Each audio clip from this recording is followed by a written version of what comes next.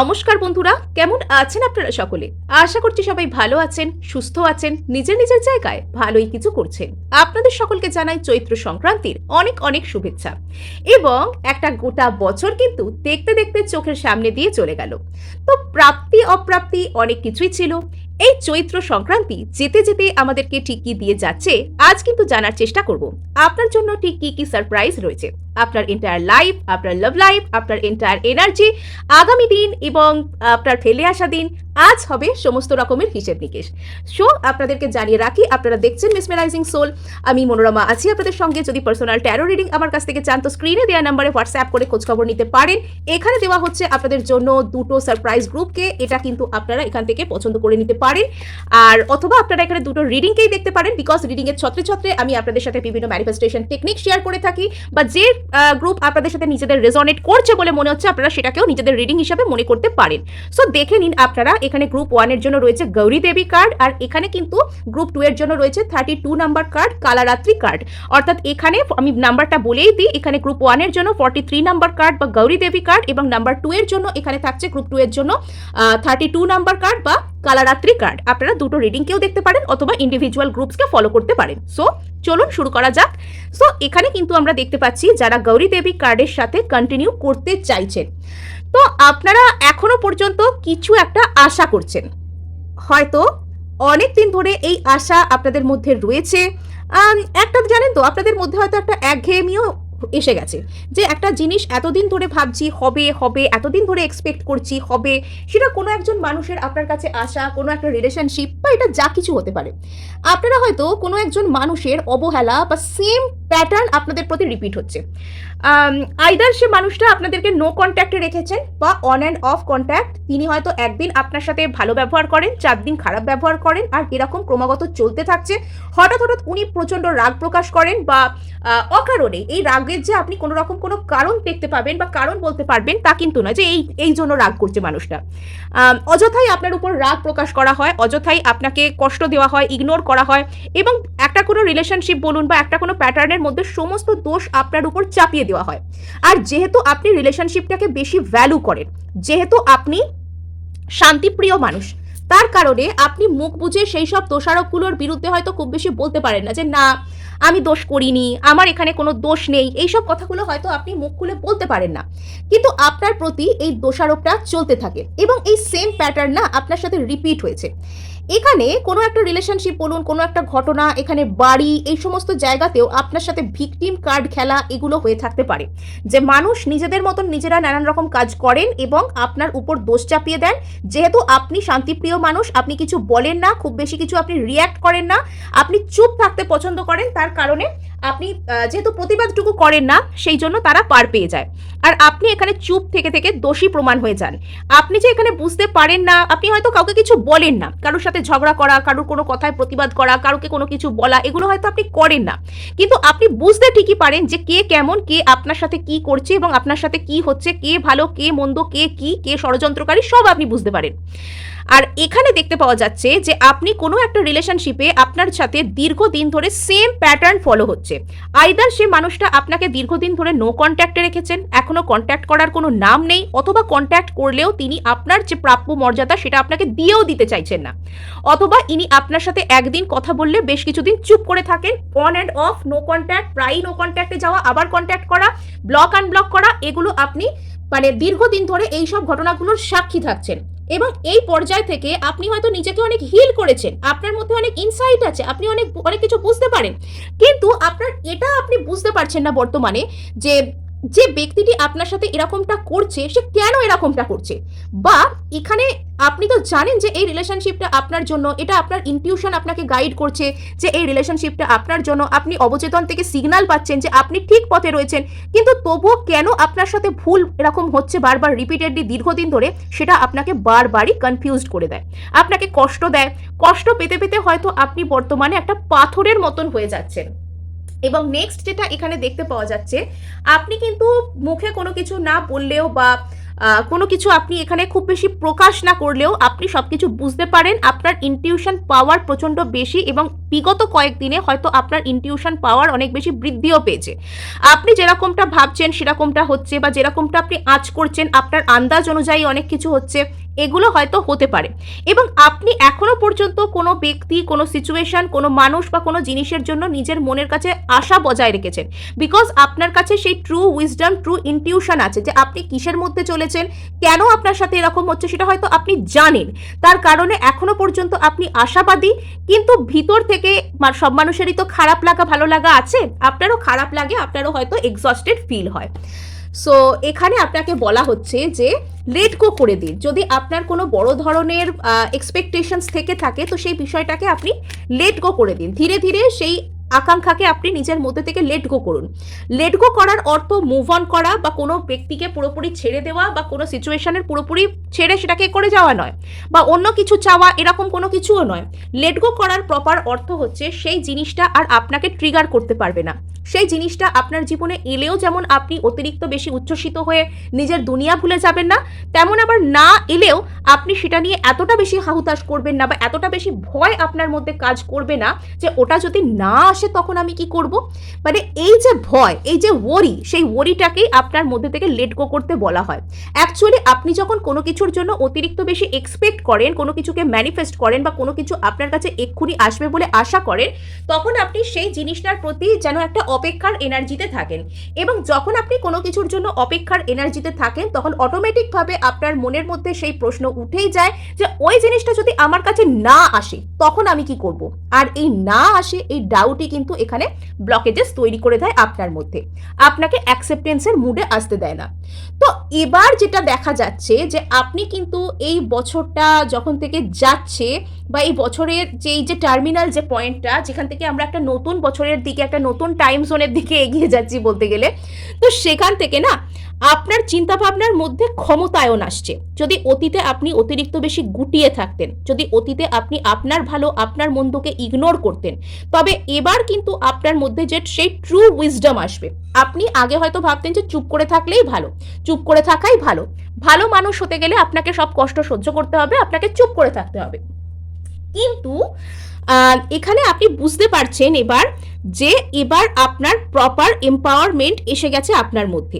আর এই যে এতদিন যে জিনিসটা আপনার মধ্যে দুর্বলতা বলে লোকে আপনাকে ট্রিট করতো, যে আপনি যেহেতু কিছু বলেন না তাই আপনার উপর সব কিছু চাপিয়ে দেওয়া যায়, যেহেতু আপনি প্রতিবাদ করেন না তাই আপনার উপর অন্যায় করা যায়, যেহেতু আপনার কোনো কিছু এখানে করার নেই তাই আপনার সাথে যা খুশি করা যায়, আপনাকে যা খুশি বলা যায়, এই যে দুর্বলতাটা এতদিন মনে করতো কিছু বিশেষ ব্যক্তি অথবা কেউ কেউ, তো সেই তারা কিন্তু এবার দেখতে পাবে যে আপনার আসল ক্ষমতাটা কি, বিকজ আপনার আস্তে আস্তে এম্পাওয়ারমেন্ট আসছে।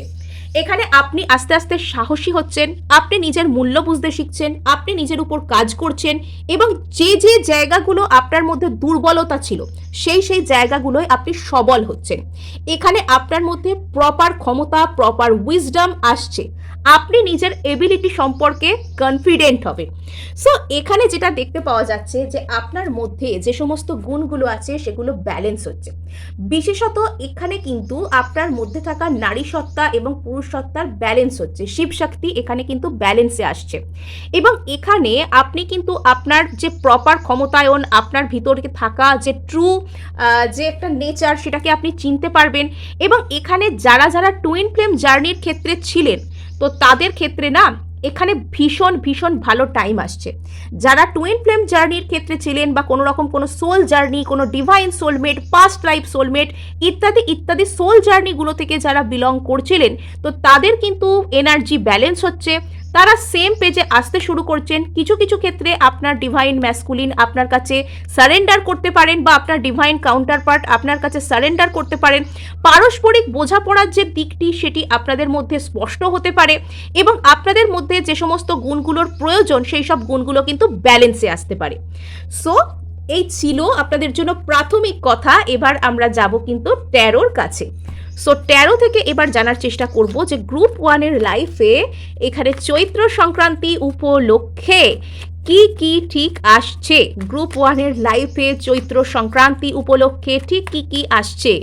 ওকে, সো এখানে কুইন অফ সোর্স, ওই যে বললুম না ক্ষমতায়ন হচ্ছে, সিদ্ধান্তের জোর আসছে আপনার, হিলিং আসছে, সিদ্ধান্তের জোর আসছে আপনার, মানে আপনার ইমোশনাল ম্যাচিউরিটি, সিদ্ধান্ত, বুদ্ধি, ডিসিশন নেওয়ার ক্ষমতা, নিজেকে গার্ড করবার ক্ষমতা, নিজের চিন্তাভাবনা, নিজের যুক্তি, নিজের স্ট্যান্ড পয়েন্ট, নিজের মানে সব কিছুতে নিজেকে টিকিয়ে রাখা, যে আমি এই জায়গায় থাকবো, আমি এই জায়গায় স্টিক থাকবো, আমি এখানে স্ট্রিক্ট থাকবো, আমি নিজের জন্য এই রুলগুলো মেক করব। ওই যে সেই মাই লাইফ মাই রুল, আপনাকে দেখে এই লাইনটার কথাই আমার মনে পড়লো। এবার আপনি আপনার জীবনে অন্য কাউকে রুলস ব্রেক করতে দেবেন না, বিকজ আপনি আপনার লাইফে এবার নিজের রুলস নিজে সেট করবেন, আপনি করছেনও। কেননা অতীতে আপনি অত্যন্ত ডিস্ট্রটেড এনার্জি থেকে বিলং করতেন, আপনার হয়তো মনে হতো যে আপনি নিজেকে সাপোর্ট করতে পারবেন না, আপনি নিজের জন্য কিছু করতে পারবেন না। আর আজকে আপনি এম্পাওয়ার্ড হচ্ছেন, অনেক বেশি পাওয়ারফুল হচ্ছেন, এবং আপনার মধ্যে যেই পাওয়ারটা আছে সেই পাওয়ারটাকে আপনি সেন্স করতে পারছেন। এটা সব থেকে বড় কথা, যে নিজের মধ্যে থাকা পাওয়ারকে আপনি চিনতে পারছেন, আপনি সেন্স করতে পারছেন।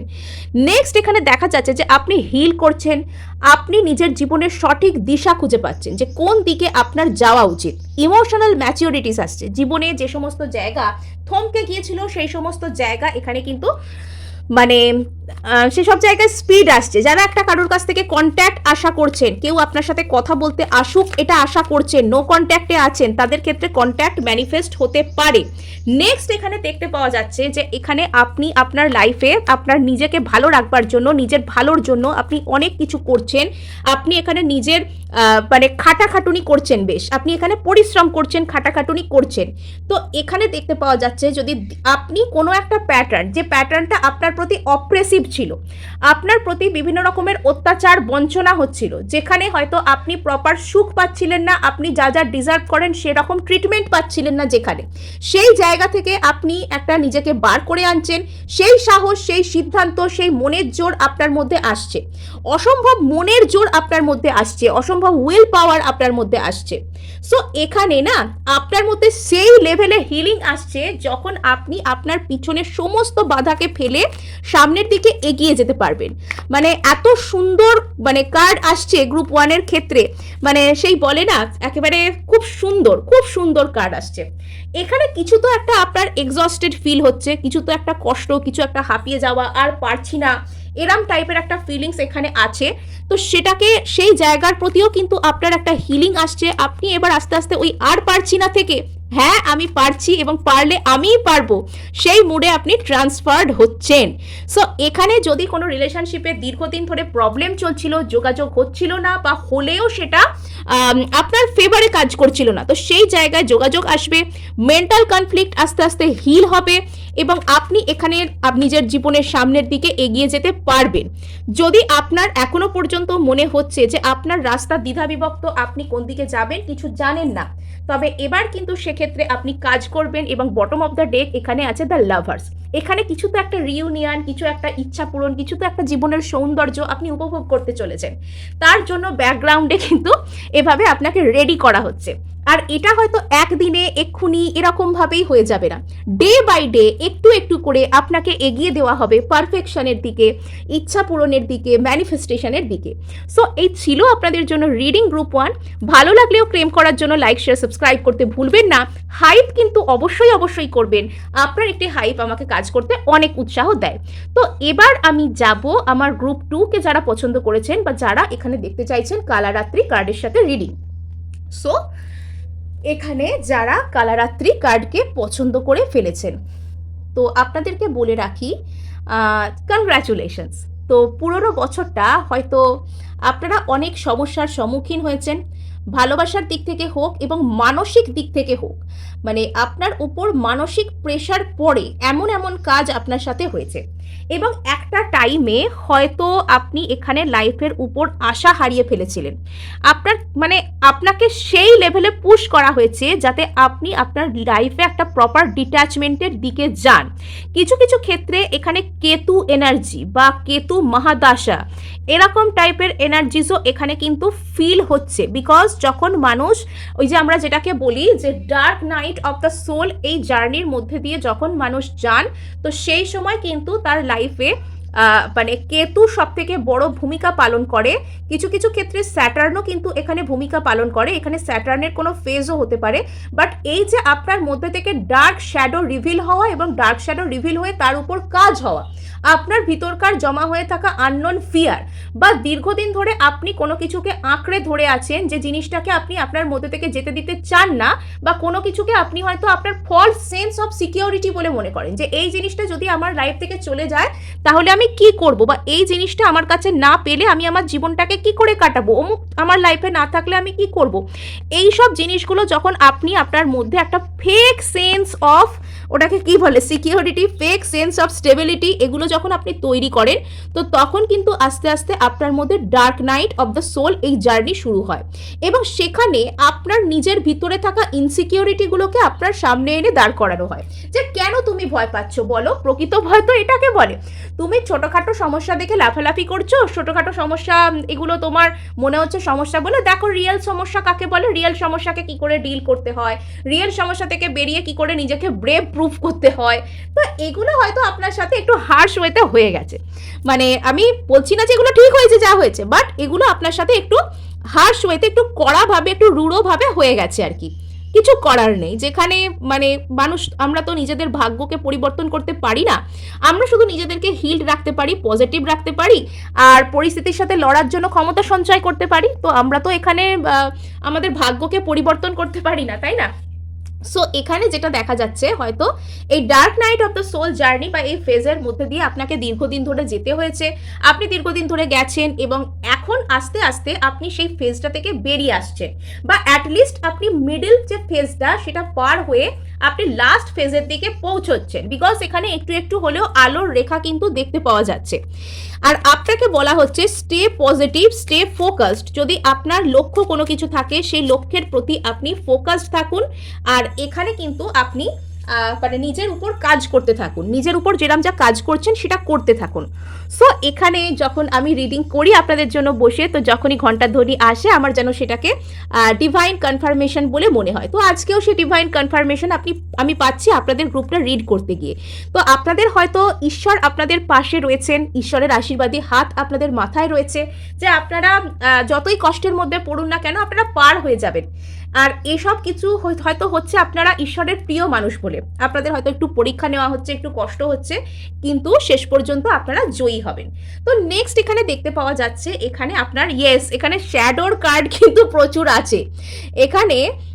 এখানে নাম্বার 4 কার্ড এসছে, কালী মহামায়া। ওকে, সো এখানে আপনাকে বলা হচ্ছে যে আপনার সামনে কোন জিনিসটা ইলিউশন আর কোন জিনিসটা ডিস ইলিউশন সেটা আপনাকে একটু বুঝে শুনে সিদ্ধান্ত নিতে বলা হচ্ছে। হয়তো আপনার সামনে এই মুহূর্তে এমন কোনো ব্যক্তি, এমন কোনো মানুষ, এমন কোনো জিনিস রয়েছে যেটা আপনার ডিভাইন জার্নিতে বাধা সৃষ্টি করছে, বা আপনি এটা বুঝতে পারছেন না যে আপনার জন্য কোনটা সঠিক। তো সেটা আপনাকে বলা হচ্ছে যে কোনো রকম মোহ মায়া মন থেকে ত্যাগ করে পরিস্থিতির দিকে তাকাতে আপনি ঠিক নিজেই বুঝতে পারবেন কোনটা আপনার জন্য সঠিক আর কোনটা আপনার জন্য বেঠিক। সো এখানে কামা অফ কালী। ওকে, সব দুর্দান্ত দুর্দান্ত কার্ড হচ্ছে। এখানে বটম অফ দ্য ডেক আমি আগের বারে দেখিনি, বাট এই গ্রুপটার জন্য আমি দেখলাম মোক্ষা অফ কালী। মানে এখানে আপনারা না সব দিক থেকে একটা ডিট্যাচমেন্ট আপনাদেরকে করতে বলা হচ্ছে। যদি কোনো সিচুয়েশন, যদি কোনো মানুষ, কোনো কিছুর উপর আপনারা অতিরিক্ত পরিমাণে আঁকড়ে রেখেছেন যে কন্ট্রোল এখান থেকে লুজ করব না, আমি যদি ওর কথা ভাবা ছেড়ে দিই ও আমাকে আর মেসেজ করবে না, আমি জোর করে করে এই রিলেশনশিপটা বজায় রাখা যদি ছেড়ে দিই তাহলে অমুক আমার কাছে আসবে না, এরকম যদি আপনার মধ্যে কোনো কিছু নিয়ে চিন্তাভাবনা হচ্ছে বা প্রচুর টেনশন হচ্ছে, তো আপনাকে বলা হচ্ছে লুজ ইয়োর কন্ট্রোল। এখানে এবার নিজের ভালো লাগা, নিজের সেলফ লাভ, নিজের আধ্যাত্মিক মননশীলতা, বিশেষত হাই ভাইব্রেশন, সেগুলোর উপর তাকান। তো এখান থেকে নিজের উপর নিজেকে একটা মুক্ত করার চেষ্টা করুন। মোদ্দা কথা হচ্ছে আপনাকে নিজের মনকে, নিজের এনার্জিকে মুক্ত করার চেষ্টা করতে হবে। মানে নিজের মনকে একটা ফ্রি বার্ডের মতন ডানা মেলে উঠতে দিন। যা আমি এই ভাবলে যদি এই হয়ে যায়, সেই ভাবলে যদি সেই হয়ে যায়, এসব ভয়ের না কোনো কারণ নেই। মানে পৃথিবীটা সুন্দরভাবে বাঁচার জন্য আপনিও সেটা ডিজার্ভ করেন, তো সেটা অ্যালাউ করুন। আজকে বলুন আমার সাথে যে আমি আমার জীবনের সমস্ত খুশিকে অ্যালাউ করছি, আমি আমার জীবনের সব হ্যাপিনেসকে অ্যালাউ করছি। এই অ্যাফার্মেশনগুলো নিজের জন্য দিতে শুরু করুন যে আমি নিজের জীবনের সমস্ত রকমের খুশিকে অ্যালাউ করছি।